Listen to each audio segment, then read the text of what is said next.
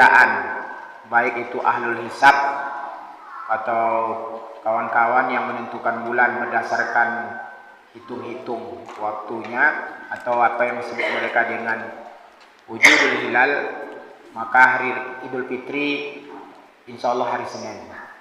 Sementara kawan-kawan yang menyebut dirinya sebagai ahlu ru'yah atau yang berpendapat bahwa bulan itu ditentukan berdasarkan imkanur ru'yah, mungkin untuk melihat bulan, dan Mabim Malaysia, Brunei, Indonesia, Singapura sudah menetapkan bahwa bulan dapat dilihat bila mungkin bisa dilihat bila di atas 3 derajat.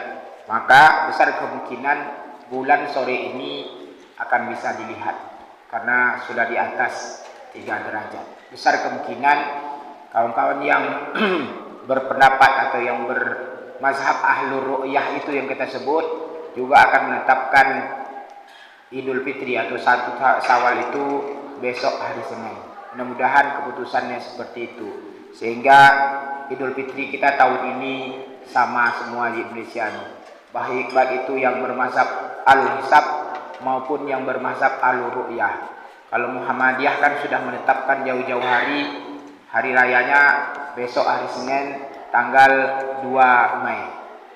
Dan pemerintah termasuk juga beberapa ormas Islam NU di dalamnya sore ini akan menentukan kapan hari raya Idul Fitri atau 1 Syawal. Sepertinya besar kemungkinan besok kita akan Idul Fitri bersama-sama. Kita tunggu sajalah keputusannya. Tapi anggaplah kita mendahului keputusan itu. Karena sama-sama pakai ilmu sebenarnya. Al-hisab itu pakai ilmu juga. Ru'yah itu juga pakai ilmu. Kalau tak mungkin melihat bulan, lalu ada orang ngaku-ngaku bisa melihat bulan, tak mungkin juga. Kalau mazhab Syafi'i dulu, Syafi'i berpendapat di atas 12 baru bisa dilihat bulan. Tapi itu dengan mata telanjang.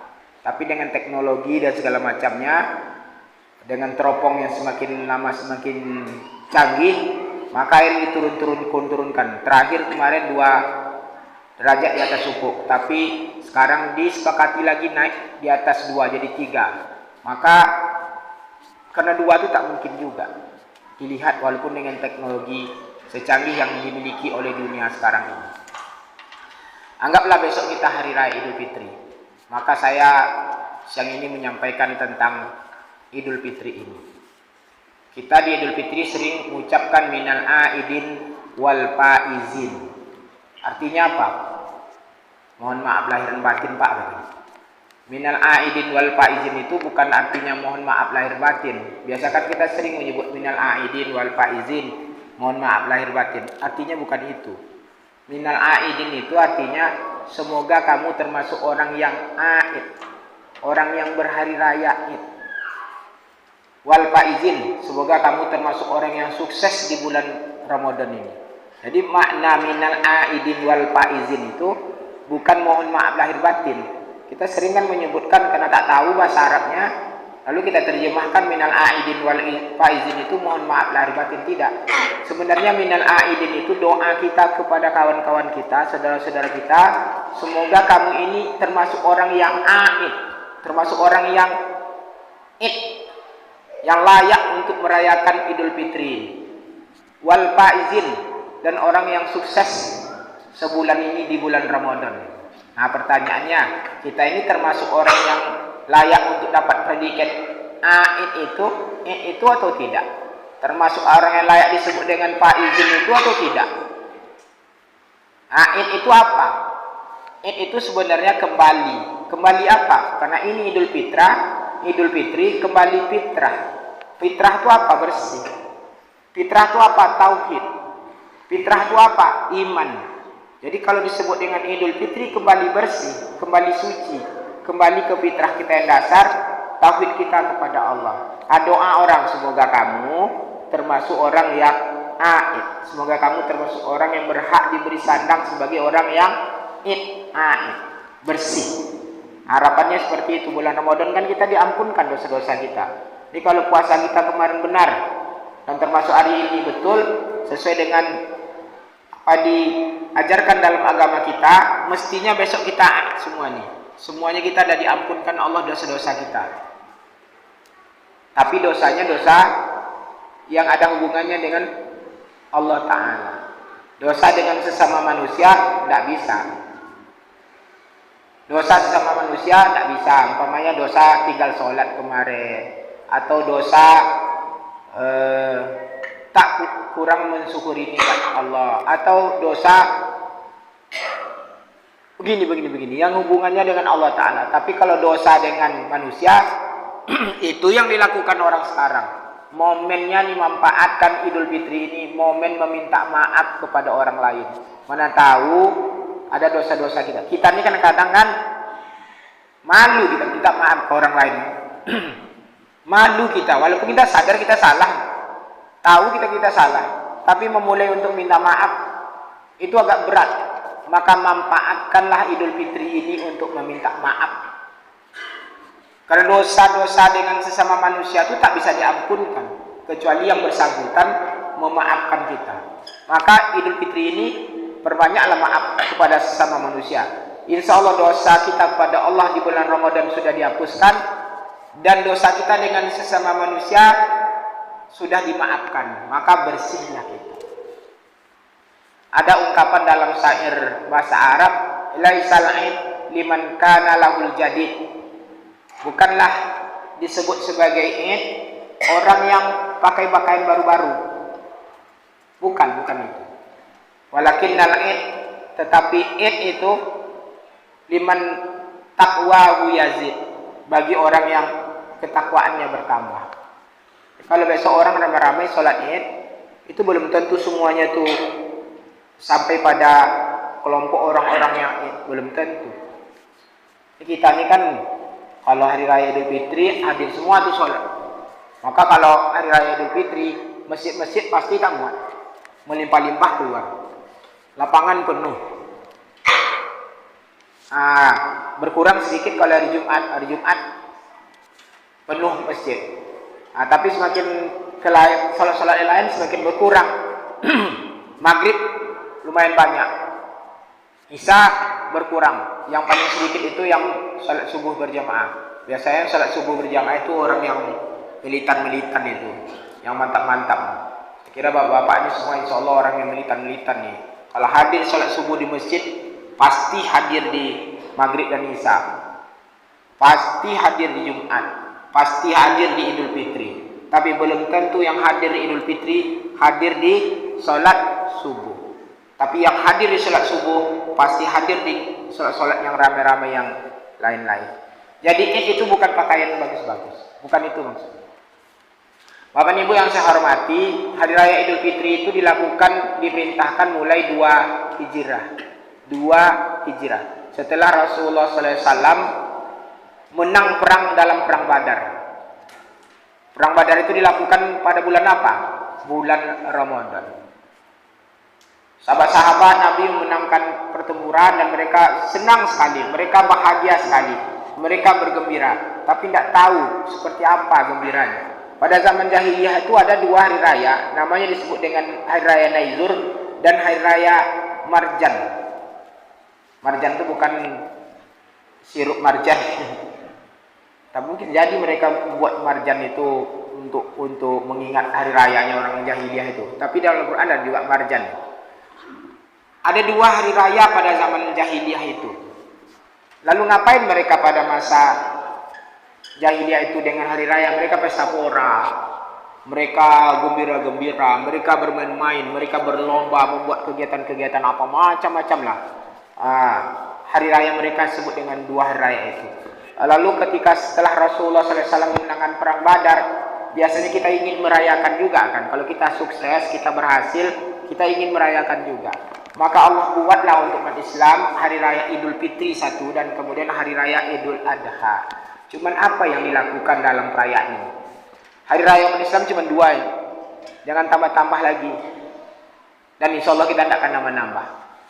Ini kan kawan kita sebagian menyebut takut nanti hari raya ditambah-tambah, termasuk hari raya Maulid Nabi. Maulid Nabi yang kita lakukan itu, peringatan Maulid Nabi itu bukan hari raya.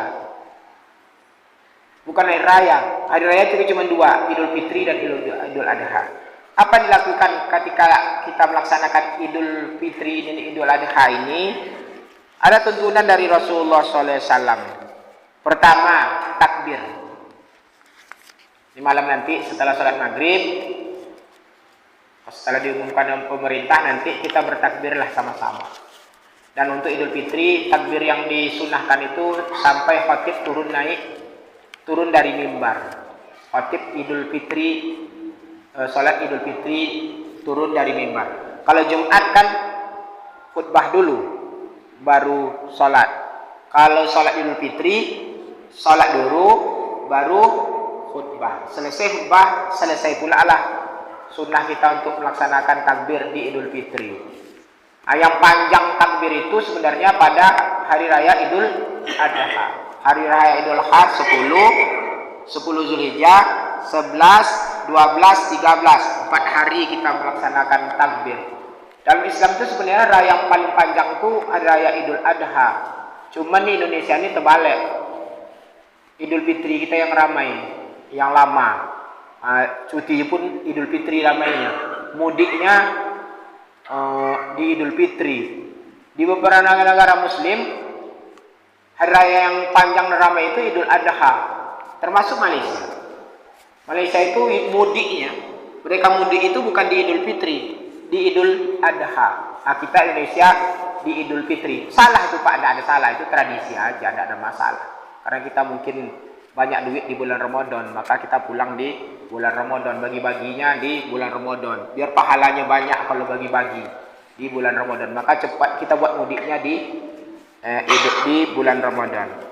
Kemudian yang kedua yang harus dilakukan di Idul Fitri itu setelah takbir adalah mandi malam itu, tapi yang disunahkan sebenarnya mandi setelah fajar. Jelang sholat Idul Fitri mandi. Jadi jangan ada yang berangkat sholat Idul Fitri tidak mandi. Mandi itu sunnah.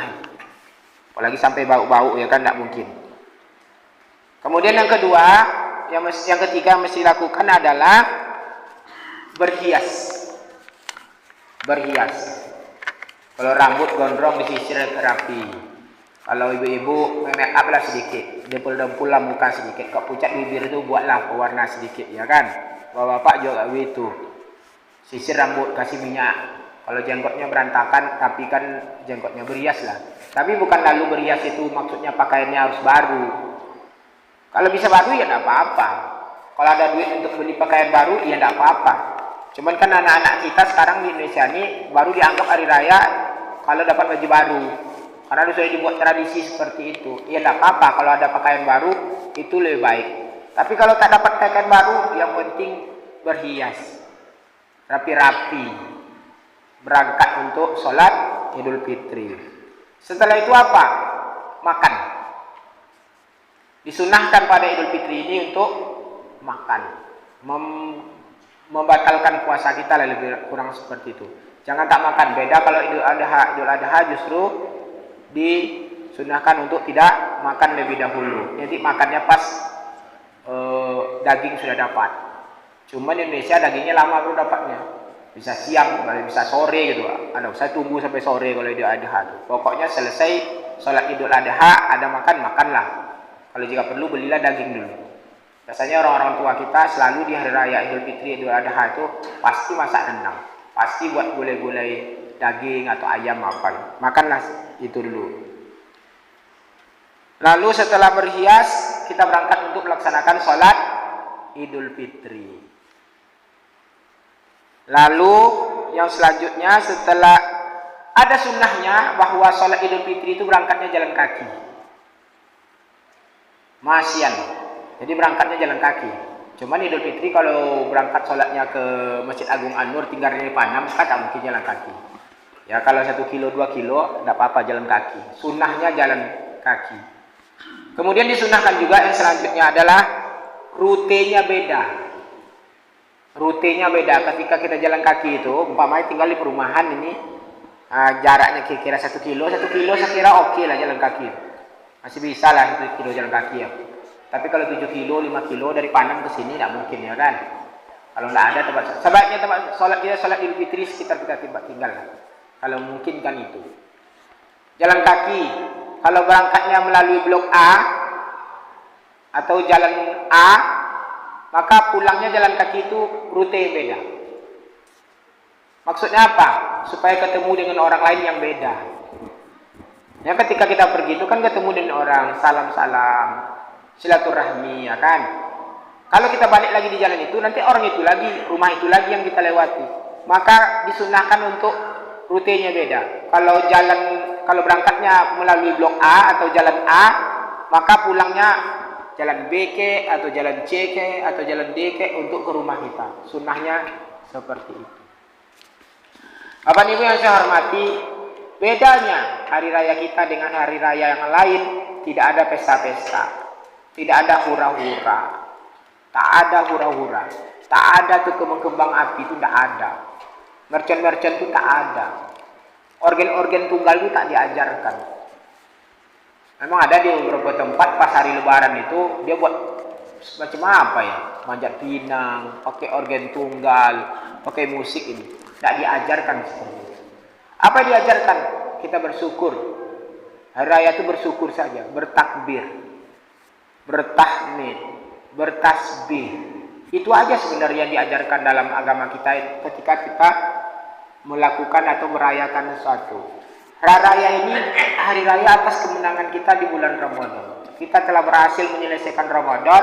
Mudah-mudahan kita dapat termasuk kategori orang yang minal aidin wal faizin. Lalu kita rayakan. Tapi cara merayakan tidak ada tuh pesta-pesta. Tidak ada tuh makan-makan rame-rame lalu sampai berutang-utang, tidak ada. Lalu kita suguhkan makanan untuk tamu kita, Pak, itu tidak ada masalah. Kalau sanggup, kalau tidak sanggup ya jangan dipaksa-paksa sampai ngutang. Beli toples, beli minum-minuman kaleng sebanyak-banyaknya. Tidak seperti itu diajarkan dalam agama itu ketika kita melaksanakan atau melakukan hari raya ini. Bapak Ibu yang saya hormati, mudah-mudahan besok kita melaksanakan Idul Fitri, kita lakukan sunnah Nabi tadi, 7 tadi yang kita lakukan itu sebaik-baiknya. Sehingga itu, dan itu dihitung ibadah semua itu. Itu semua takbir, mandi, kemudian berhias, sholat Idul Fitri apalagi, kemudian kita jalan kaki menuju tempat sholat, kemudian pulang dengan rute yang berbeda, itu dihitung ibadah semua. Kita jalankan Idul Fitri kita, hari raya kita dengan sebaik-baiknya sesuai dengan sunnah Nabi Muhammad SAW.